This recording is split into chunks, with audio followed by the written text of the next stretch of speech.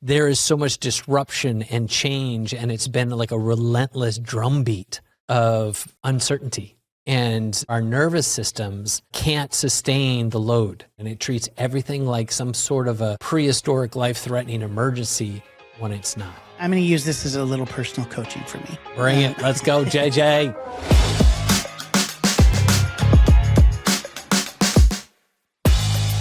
Welcome to Badass Softy, a podcast for leaders who are unapologetically ambitious and want to lead with heart because you're allowed to chase big goals without losing what makes you human.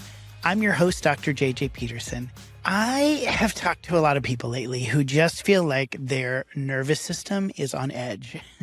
Anxiety is high. Our bodies are feeling the stress.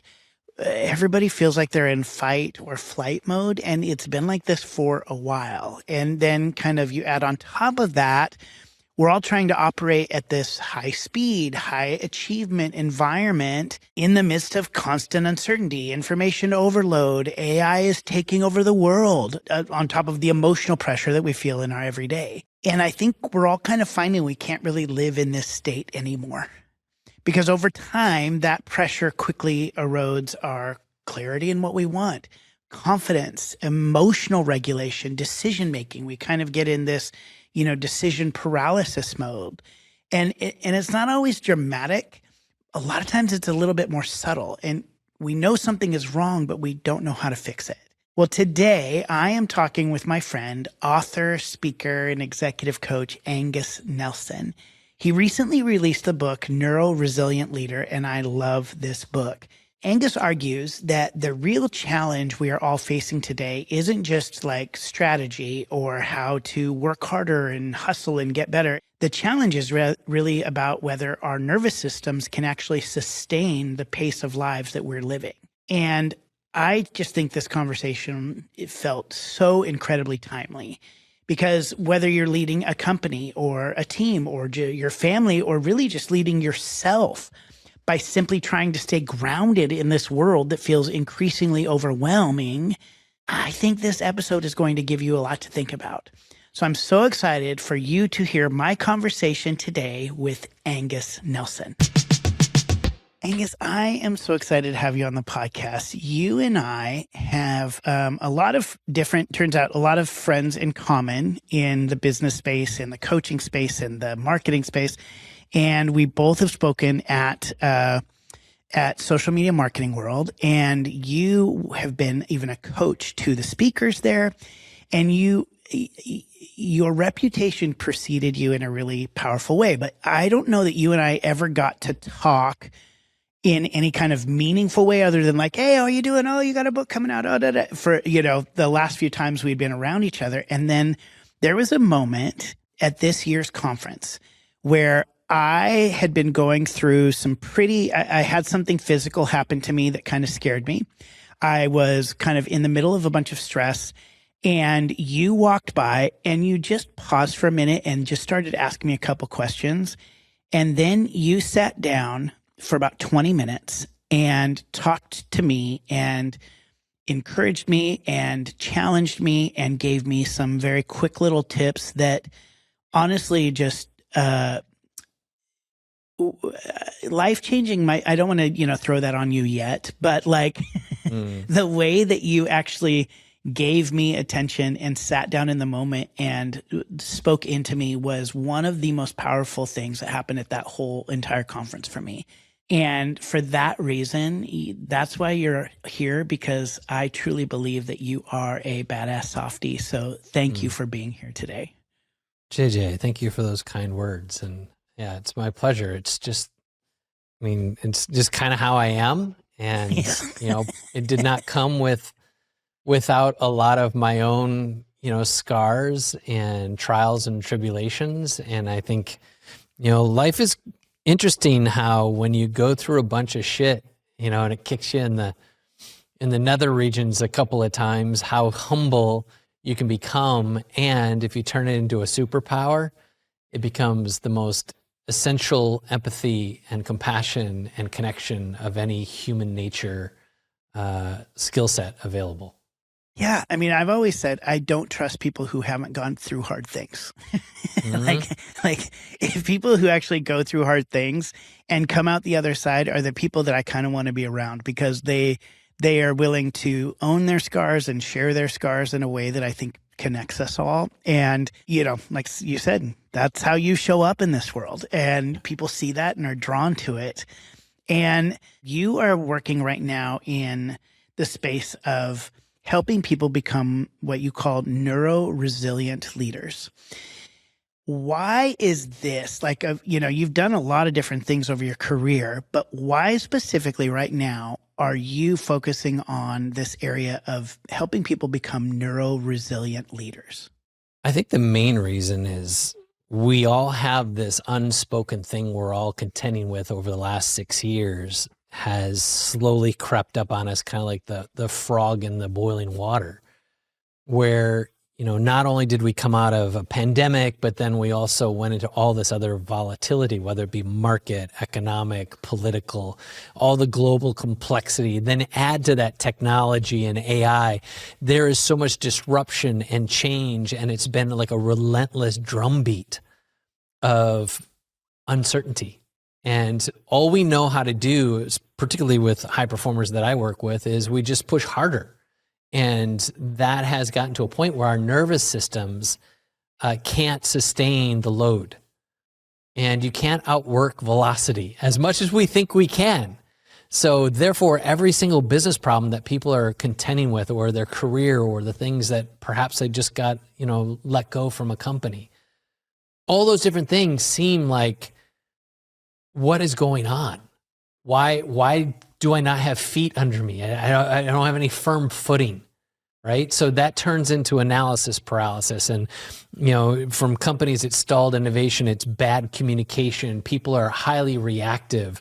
Talent is getting hemorrhaged because of either ways where they're disengaging because they feel they don't have a place, or they're in a place where they cannot find a role to fill. And so all these different things are happening in the internal operating system that makes us human, is the part that's becoming the single greatest and most expensive bottleneck in our world. And until people recognize that the reason why they're grinding their teeth, the reason why they're not sleeping, the reason why their relationships are having weird interactions, is because your nervous system is dysregulated, and it treats everything like some sort of a prehistoric life-threatening emergency when it's not. I don't know if the camera was on me or you during that whole time, but all I was doing was just nodding my head to every single word that you were saying. I was just like, yes, yes, yes. I think so many of the people that I talk to, just like not only in business and in leadership, but just friends, are just kind of feeling like, when it comes to their nervous system, and when it comes to just even the word they might use is just like stress and anxiety, they're pretty much at the top level all the time. Like they are kind of at the edge, and a small, tiny thing overflows their cup. Like it's just like they're already living right there. Yep. And then all of a sudden, something happened into our car this week. It's like all of a sudden the battery died in our car. And now that is the end of the world. I mean, it's not really, but it feels in like the moment, right. It's like, well, how can this now happen? And we're not going to be able to do this, and we can't do this. And all of a sudden, what is just a battery replacement, which means we literally need to drive down and get a battery taken care of. And yes, it's a little bit extra money. All of a sudden feels like something that I'm just incapable of doing. And you go, but I'm a high functioning adult who can do a lot of things and has traveled the world and built business and all these, and I can't figure out, I'm paralyzed about changing a battery. Like that often, I feel so many people are kind of in that space right now. And you're right, like the talk about AI and stuff that's going on in the world with wars and, laws that are changing in America. And, and then you add on top of that, the scrolling of social media, we are just kind of constantly living in this wound up state. I mean, are you finding that as you're talking with people? Is that just like everybody's experiencing this? I think that's the majority of people. they are just dysregulated. And again, it's because we can't tell what's true from what's not true. Yeah. And the inputs that we're having around us, whether it just be, listening to, the news, whatever side of the political spectrum you're on, everything is ongoing 24/7. And then even our social feeds, people are having these interactions where it's just agitation of some form or fashion. Or the other end of the spectrum is it's just absolute numbing. And we're wallowing in this pain that nobody's really identifying. Nobody's saying this is what's going on. We have just accepted it as normal, that this is a survival state is actually living when it's not. And we've bought into a lie to think that we have to be in this place. And I feel like our family, we moved our family here to Portugal 4 years ago. And in some ways, I feel like it has given me the perspective that I have now, is because I was able to step away from the anxiety, stress, and hustle that I used to be in when I was in the States. And I used to speak on all these stages, and I was always doing all the things. I came over here, I lost all my network. I don't have all the stages to speak on. I don't have all the things to do. And I actually just chilled. I just ran my business, did my thing. It suffered a little bit here and there. And then I wrote a book.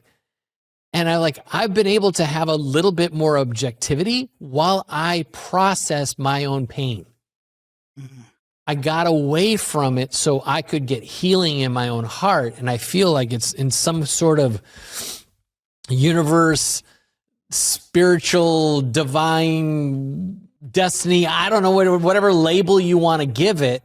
It prepared me for this moment where I'm seeing through a different lens. And every time I talk, as you described, heads start nodding. I was in Galway, Ireland last week, speaking in front of 400 executives from CVS, Abbott, all these healthcare companies, Medtronic, blah, blah, blah. 400 people, heads just nodding. Just nodding. And so if you think of it that way, okay, if this is actually what's going on, what's the answer? Everybody just needs to move to Portugal. Please don't. You're just going to bring, wherever you go, there you are, right? So fine. And I also say in the book, what is your Portugal? Yeah. Right? Your Portugal may be something else. It may be a different role. It may be a different business. It may be Ecuador, whatever.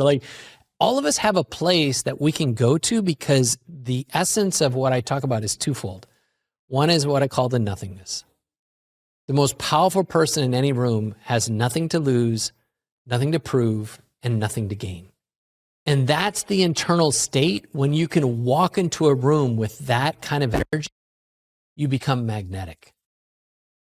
That's true peace, and it's true power in the same moment. Real quick though, with that, so say those three again. Nothing to prove. Nothing. Say those three. Nothing to prove, nothing to lose, nothing to gain.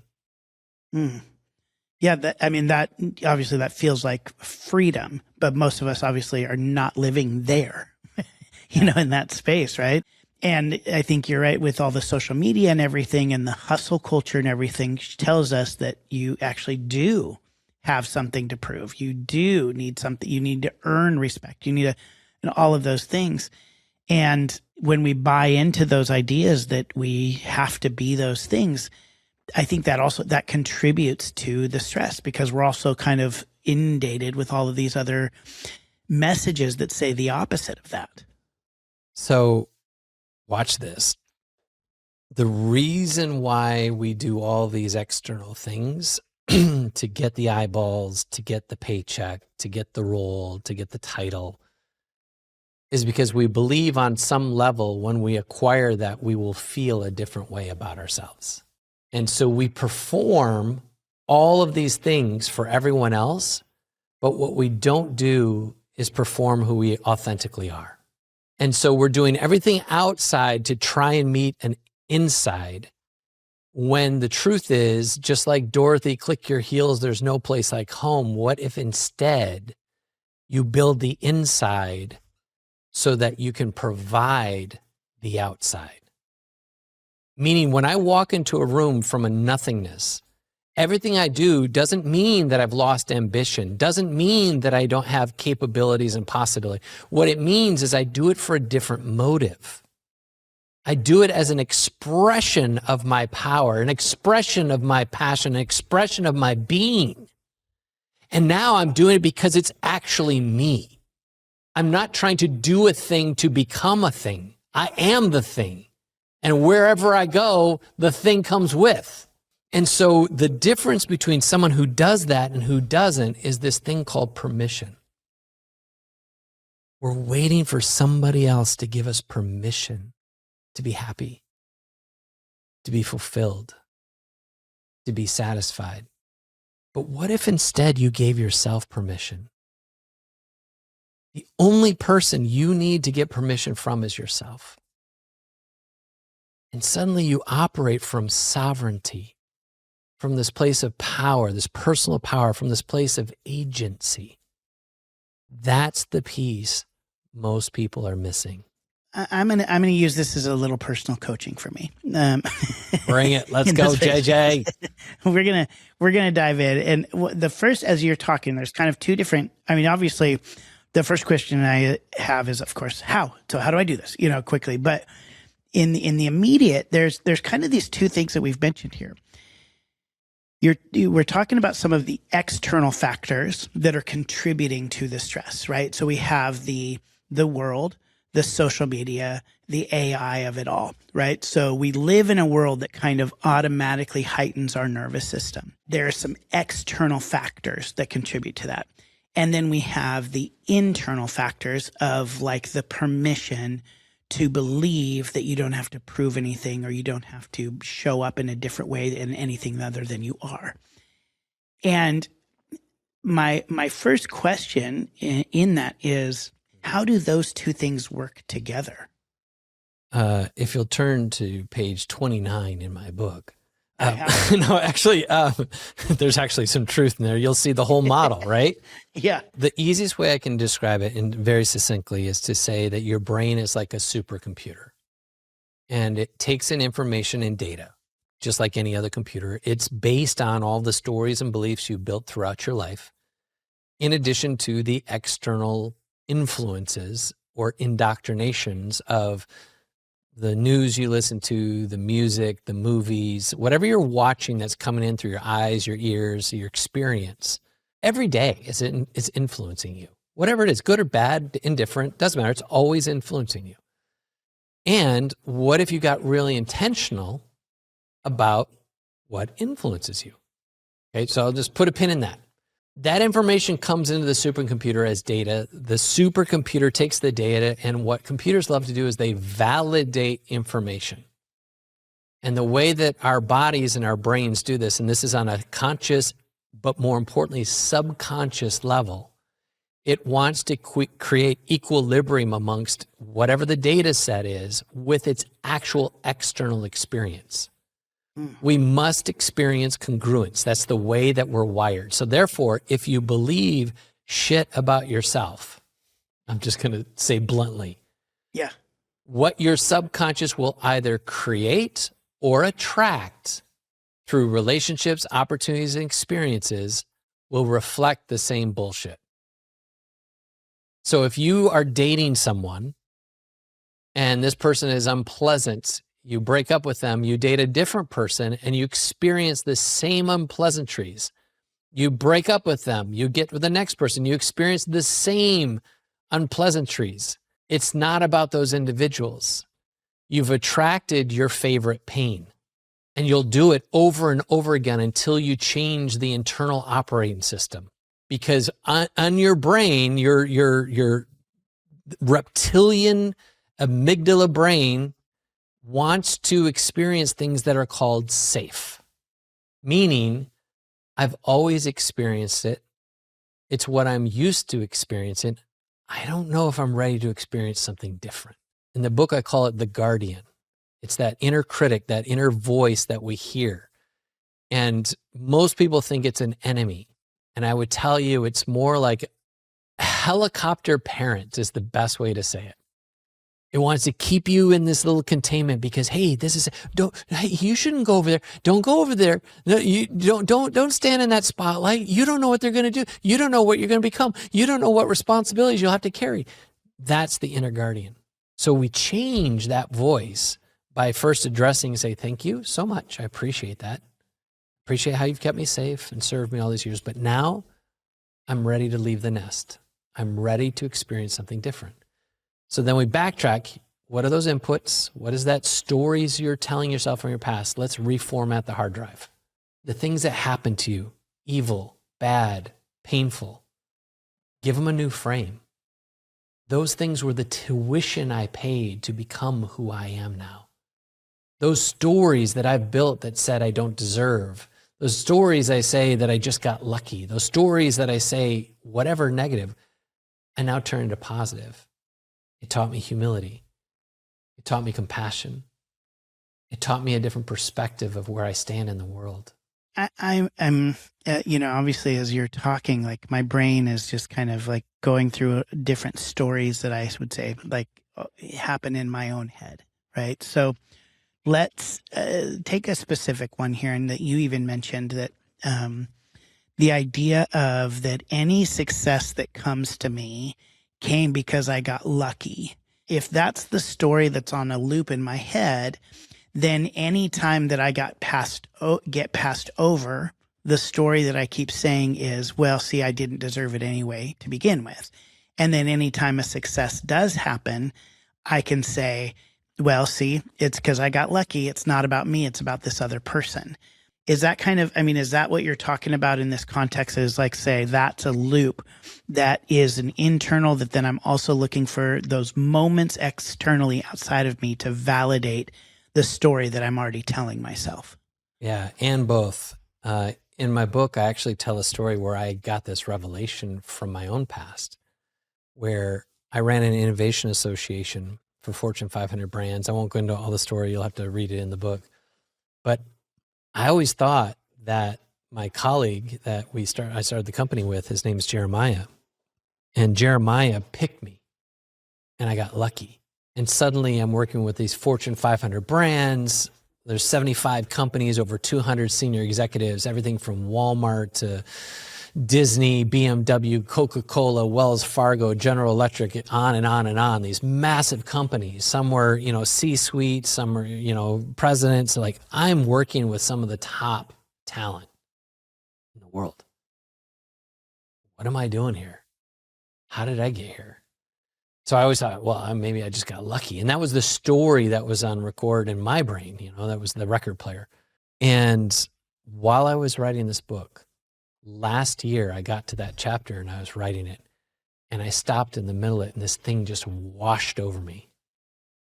And this feeling was, you were exactly who he needed in that moment, and he was exactly who you needed. And now all of a sudden, I'm weeping in front of my laptop, just feeling this release of this weird thing that we do to ourselves, where we have that thought in our head that says, I don't deserve, I'm not worthy, or I don't have what it takes. And we will disqualify ourselves. And sometimes we will do it with our own mouths before someone else has an opportunity to disqualify us. We'll break up with someone before we think they might break up with us. We'll do these self-sabotaging moments because we feel on some level, again, because of the guardian, that we don't deserve, we're not worthy, and we don't have what it takes. And you want to hear the irony of that? It's all on this quest of this thing we call success. Define it however you will, whether it's a title, whether it's a position, whether it's a bank account, whatever. You get to this moment of quote unquote success, battling those demons of deserve, worthy, or have what it takes. You get crested over to the other side. You've had an exit. You sold this thing, whatever it is, or this great relationship. And you start asking the exact same questions. Am I worthy of this? You don't know what I've done. You don't know my background. You don't know mistakes I've made. You don't know some of the things I'm shameful or that I carry shame for, and I feel guilty. Do I deserve this? My dad never made this kind of money. Or do I have what it takes? I can't start something new because what if I screw it up? What if I lose everything I've got? What if people find out I'm finally the fraud I've always known myself to be? This is the bullshit in our heads. And it's because we don't give ourselves permission to be great. We don't give ourselves permission to be powerful. We don't give ourselves permission to be potent. And the moment that you do, it's not arrogance. It's not pride. It's not ego. It's liberation for you to be exactly what you are designed to be. Full of meaning and contribution, light, love, and liberty into this world. And it's the one thing this world is missing, is everyone rising to the occasion to be an optimized expression of themselves. I believe that with all of my heart. And as you say it, I guess my question would be, so is it as simple as reframing the story? So think of it at so many other areas of our lives. Like, I want to look svelte. I want to be fit. What do? I go to the gym. We all know it. Intellectually, no problem. I got to eat my veggies. I got to, eat some high protein, get some creatine, maybe some supplements. Like, I know intellectually you want to be, well off in the future financially. Well, I should put aside, $20, $100 every month and just put it into this long-term investment. And after a while, it'll accrue and it'll capitalize. And in 25 years, I might have, $750,000. Like, we know these things intellectually. It's really application. And this is, in the book, I call it the knowledge action gap. The difference between what we know and what we actually do. And so when we say these things, and you're like, to your point, can it really be that simple? The word change, when you tell somebody, oh, this is going to change, the two things that pop in your head is, it's going to be hard, it's going to take a long time, right? But the truth is, change is nothing more than a choice. And therefore, change can happen in an instant. The difference between where you want to get to and where you currently are has more to do with what you're hanging on to from your past than anything it is for your future. Because what makes it challenging is we're hanging on to something. There's what psychology calls a secondary gain. By hanging on to an excuse, by hanging on to a label or an identity, in our mind, it intellectually connects us to a reason to stay the way that we are. And that becomes that guardian. If I hang on to this, then I can stay in this place. I can have these same expectations, these same responsibilities. But if I go on to this other thing, I'm not quite sure what that requires me. It feels like it might be heavy, feels like it might be hard, feels like it might be outside of my scope. I'm not really. It's all stories you made up. And yet, on the other side of that thing that scares you, the other side of that thing that intimidates you, that other thing that is right in front of you called the resistance, is absolute liberty. Everything's on the other side of whatever scares the shit out of you. You saying that is like, it's just, it is a reminder that, like, yeah, you're like, oh, well, you want to lose weight? Well, you just go to the gym, and you go, well, it can't be that easy. And it's like, well, it's not easy, but you do have to, like, we know the steps that we need to take to start moving towards the person that we want to be. And, just as we kind of wrap things up here a little bit, I'd love to just, for anybody who's in that space, who really is just like, I'm angry, I'm frustrated, I feel exhausted all the time, and I don't know what to do. I don't know why I'm this way, and I don't know what to do. What words of encouragement or hope would you have for them? So let me just start with this. The Neuroresilient Leader is actually just about learning to lead your life. To your point, it was written as a business book, but it's a Trojan horse. What we haven't touched on this conversation today is the embodiment. again, intellectually, the things we've talked about talk about emotion, talks about your neurology, it talks about your psychology, it talks about your beliefs. These are all massive movements that are themes throughout the whole book. And what it all comes to point to is this embodiment where we then take what we know, these things that we have, and we make them a part of who we are. And energy, according to the law of thermodynamics, as my kids would tell, my homeschool kids would tell you, energy is neither created nor is it destroyed, it's only moved. And our bodies are carrying all of this negative energy. So sometimes you need to do breath work. Take a deep breath and do some box breathing. Sometimes it's meditation. Sometimes it's visualization. Sometimes it's tapping, if you're familiar with EFT tapping. It's amazing. If you go outside, take your shoes and socks off, walk in the grass, get your toes in the grass so you can ground yourself. Go to the gym, get your sweat on. Move the energy in your body first and foremost. You'll never connect to these truths until your body releases the energy. Second of all, throughout all this book, there's some specific questions at each one of the evolutions. And I would invite you to just explore some of the questions that are there. For example, why am I not where I thought I'd be by now? That is a a question that's based on your own calculation of expectation. And one of the reasons we suffer is because of our own unrealistic expectations. I should be happy by now. I should be married by now. I should be whatever by now. Why did this person get this and I didn't? Well, how come I'm not that? I'm not this?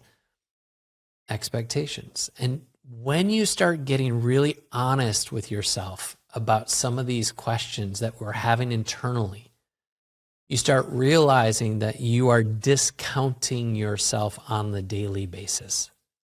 And it's because of the stress and anxiety you're carrying, which creates scarcity.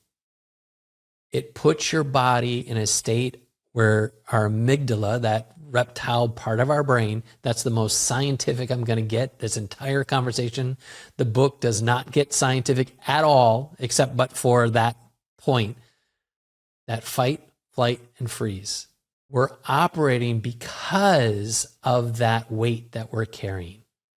And when we release that scarcity, suddenly we can see through a different lens. And you can step forward into things that will liberate you far easier. Because suddenly you have room to love yourself again. Suddenly you have room to liberate yourself. And that becomes your superpower. And the last thing I'll say is this. Every conversation I start with what I call the Spice Girl principle. Tell me what you want, what you really, really want. Yep. I love that. Because most of us are not shaping our lives towards what it is we actually want. And the reason why is because you've never given yourself permission to state it. You're living your life trying to avoid what you don't want. Fill in the blank, whatever it is. Your entire life is in a negative spectrum of avoiding things you don't want. But the moment you turn that towards shaping your life around what you do want, that's when the magic happens. When I said to my wife, hey, we want to give our kids this international experience. We want to just go explore. Let's just give it a year. After a year, we'll sit down, we'll have a chat. We said, okay, we put on the old vision board, 2024. We're going to Europe.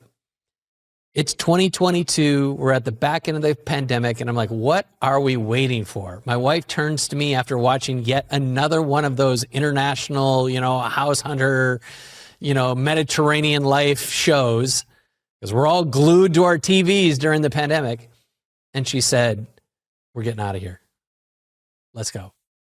And so we advanced our plan to 2022. And what I didn't realize is that was one step towards what I wanted, which was what I told my wife multiple times.